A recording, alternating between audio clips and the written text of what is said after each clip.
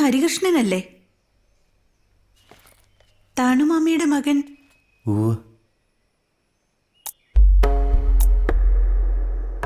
നീയാള് പൊന്തൻ പഴം പോലെ ചുവന്നു തുടുത്തല്ലോ. ഉണങ്ങി വരണ്ട വയല് പോലെയാ നിന്നെ അവസാനം കണ്ടത്. ഇപ്പൊ എന്താ ഇവിടെ? കണക്ക് നോക്കുക. എന്നെ അറിയോ? മോഹിനിച്ചിട്ടല്ലേ ഇവിടെ നടന്നതെല്ലാം? അറിഞ്ഞു. വിവരം അറിഞ്ഞപ്പോ വൈകി. കണ്ണീരിലും പ്രകടനങ്ങളിലൊന്നും ഈ മോഹിനിക്ക് വിശ്വാസമില്ല. നടക്കേണ്ടത് നടക്കും. ഞാൻ ഗായത്രി ദേവി അമ്മയുടെ കൂടെ തീർത്ഥാടനത്തിന് പോയിരുന്നു ഋഷികേശിൽ. ഞാൻ പോട്ടെ. ഹരികൃഷ്ണ,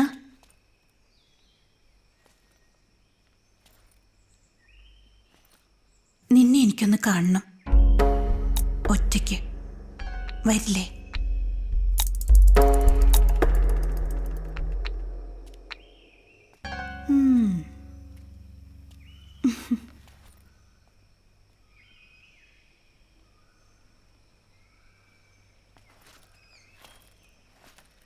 ഒക്കെ ഞാൻ അറിഞ്ഞു. വിധിയെന്ന് കരുതി സമാധാനിക്കുക. ഈ കോവിലകത്തിന് നെടുന്തൂണ നീയാ മോളെ. പിന്നെ നീ പറയുന്ന ഭദ്രകാളി, സർപ്പങ്ങൾ, ബാക്കിയുള്ളവരുടെ ജീവിതം ജീവിച്ചോ ഹോമിച്ചോ തീർക്കുക. നല്ല യാത്രാക്ഷീണം. ഞാനൊന്ന് പോയി കുളിക്കട്ടെ, ഒന്ന് ഉറങ്ങണം.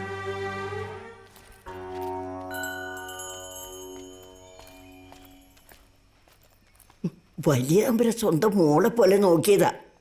കുഞ്ഞിനെ ആശ്വസിപ്പിക്കാനെങ്കിലും ഒരു തുള്ളി കണ്ണീര് പിടിച്ചു പോയിക്കൂടെ? ഇങ്ങനെ ഓരോ പെണ്ണുങ്ങള്. വേണ്ട ജാനകിയെടുത്തി, മോഹിനിച്ചിട്ട പറഞ്ഞതാ ശരി. വേഷം കെട്ടി കാപട്യം കാട്ടാൻ അവർക്കറിയില്ല. അവരുടെ മനസ്സ് കണ്ണീര് പോലെ ശുദ്ധ.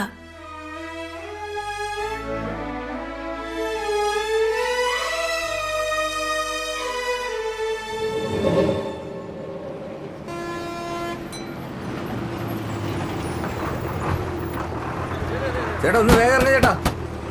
ഒന്ന് ഇറങ്ങി ചേട്ടാ വേഗം. ആ കയറി കയറി. ഒന്ന് അകത്തേക്ക് നിൽക്ക്. ഒന്ന് അകത്തേക്ക് കയറി നിൽക്ക് ചേട്ടാ. വേഗം പെട്ടെന്ന്.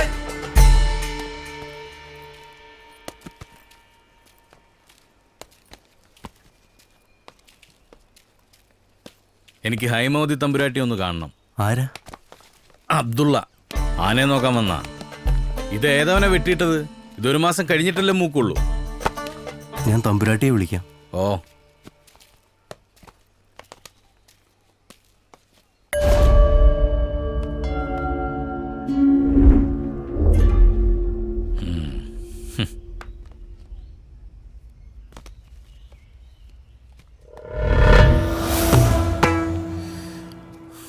തമ്പുരാട്ടി വിളിക്കുന്നു.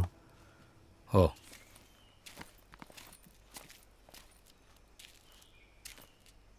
ആരാ?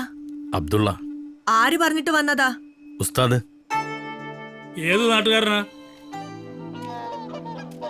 പൊന്നാനി. അറിയോ? വന്നിട്ടില്ല, കേട്ടിട്ടുണ്ട്. ഈ ആനയെ കൊണ്ടുകിടന്ന് പരിചയമുണ്ടോ? കൊണ്ടു നടന്ന് പരിചയമില്ല, അനുസരിപ്പിച്ച് പരിചയമുണ്ട്. ഈ ആന ആർക്കും കൊണ്ടു നടക്കാം, പക്ഷെ അവന്റെ കൊമ്പിന്മേലൊരു പിടി വേണം. ആ പിടി അവന്റെ മസ്തകത്തിലൊരു കെട്ട് കെട്ടും. അപ്പൊ അവനറിയാം പിടിക്കുന്ന ആളുടെ കരുത്ത്. അഭിമന്യുവിനെ കുറിച്ച് അറിയാമല്ലോ. 3 ആളെ ആനച്ചോറ് കൊലച്ചോറാ തമ്പുരാട്ടി. ഏത് നിമിഷവും ചവിട്ടിയരയ്ക്കാം. കരിമ്പും ശർക്കരയും നിറയുവോളം കൊടുത്തിട്ടും ഇവിടെ തമ്പുരാനെയും ചവിട്ടിക്കൊന്നില്ലേ? മതം പൊട്ടിയ കൊമ്പനെ മസ്തിഷ്കത്തിൽ മന്ത്രം ചൊല്ലി ശാന്തനാക്കുന്ന എന്റെ ഉസ്താദ് പറഞ്ഞിട്ടാ ഞാൻ വന്നത്.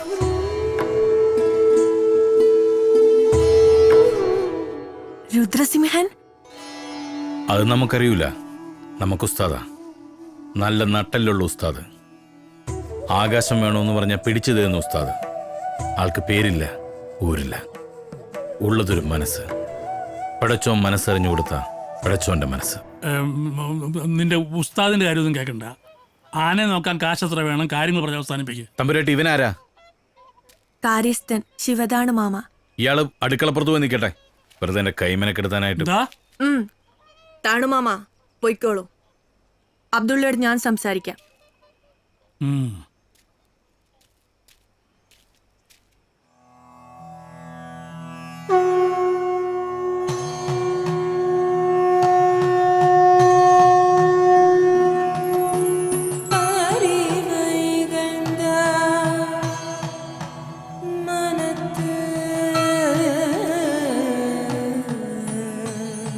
തമ്പുരാട്ടി നിൽക്ക. നമ്മുടെ രുദ്രനാശനം ഉണ്ടോ അവിടെ? രുദ്രസിംഹൻ ആളെ അറിയോ? ഒരു നാട് മുഴുവൻ വിറപ്പിച്ച 10 തലയുണ്ടെന്ന് നാട്ടുകാർ പറഞ്ഞ് പേടിപ്പിച്ച പെരുമ്പാമ്പിനെ ഒറ്റ രാത്രി കൊണ്ട് ഭാണ്ഡക്കെട്ടിലാക്കി തലയണയായിട്ട് വെച്ചുറങ്ങി തോളത്ത് തൂക്കി മലയിറങ്ങിപ്പോയ രുദ്രസിംഹനെ ഞാൻ മറക്കില്ല തമ്പുരാട്ടി. സിദ്ധനാ, മഹാസിദ്ധൻ.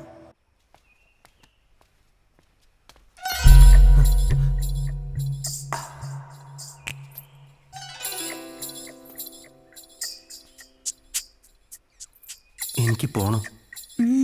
വയ്ക്കോ.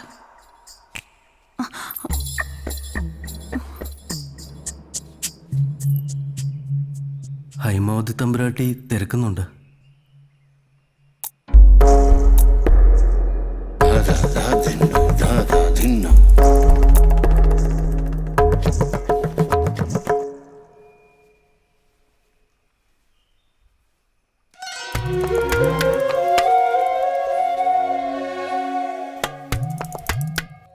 ഹരികൃഷ്ണ, സൂര്യൻ അസ്തമിക്കുമ്പോഴും ഉദിക്കുമ്പോഴും മനസ്സിലൊരു വിങ്ങൽ. ഒരാണിനെ അറിയും മുൻപ് ഋതു നിലച്ചുപോയാൽ എൻ്റെ ആത്മാവ് ഈ കോവിലകത്ത് അലഞ്ഞു നടക്കും. നാഗക്കാവിൽ ശിലകളായിരിക്കുന്ന നാഗങ്ങൾ എൻ്റെ വിവാഹം മുടക്കുന്നത്രേ.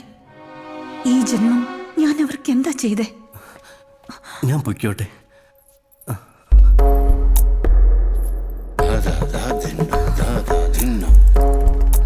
രാത്രി സർപ്പക്കാവിൽ ഞാൻ കാത്തു നിൽക്കും. നീ വരണം. എനിക്ക് പോണം. ആരോടും പറയാൻ നിൽക്കണ്ട ചെക്ക.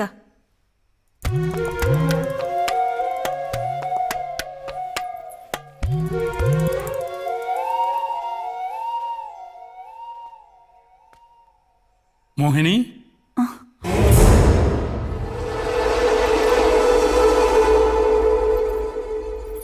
മോഹിനി, മനുഷ്യന് ഒരു ജന്മേ ഉള്ളൂ. നമ്മളെ ഭ്രാന്ത് പിടിപ്പിക്കുന്നത് എന്ത് വില കൊടുത്തും നമ്മൾ സ്വന്തമാക്കണം. പ്രായം നോക്കണ്ട. ഒരു പെണ്ണിന് വേണ്ടതൊന്നും ജീർണിച്ചു പോയിട്ടില്ല എനിക്കിപ്പോഴും. പിന്നെ ഹരികൃഷ്ണൻ, അവനെ ഞാൻ ഹൈമവതി തമ്പുരാട്ടിക്ക് വേണ്ടി വെച്ചതാ. സാരമില്ല, കുറച്ച് നീ എടുത്തോ, അവന്റെ ചളിപ്പൊന്ന് മാറാനേ. അല്ല, ഞാൻ അറിഞ്ഞൊന്നും വേണ്ട.